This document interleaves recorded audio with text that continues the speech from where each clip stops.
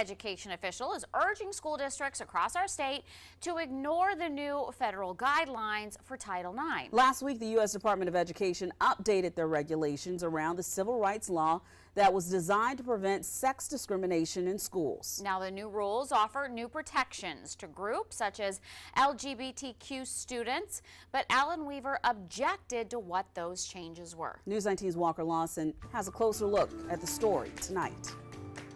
State Education Superintendent Ellen Weaver has released this statement, calling the new rules troubling that create chaos and confusion for teachers, students, and parents. The letter was co-signed by State Attorney General Alan Wilson, as well as GOP leaders in the House and Senate. The new guidelines offer more protections to LGBTQ+ students, as well as pregnant students and victims of sexual assault. But they did stop short, however, at addressing the issue of transgender athletes.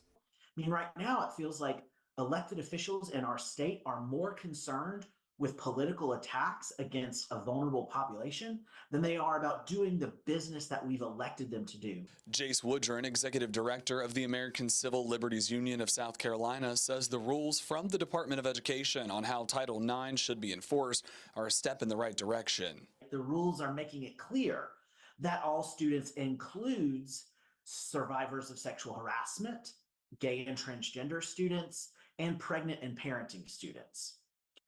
But instead of encouraging schools to make note of these new rules and begin to enforce them, ensuring that all students have educational opportunities, State Superintendent Ellen Weaver is telling schools to ignore them. In Ellen Weaver's letter, she recommends districts not implement the new rule at this time, adding it's possible or even likely that a court will block the rule prior to its effective date. She said the Biden administration's actions undercut the existing Title IX law, adding, quote, South Carolina students are not pawns to be sacrificed in cynical political gambits, and saying the rules, quote, violate common sense and our attempt to redefine biological reality. But Woodrum says not following these rules will only hurt the schools. Title IX applies to any school that receives federal funding. So ignoring these rules could put us at risk of losing federal dollars when our schools are already really underfunded.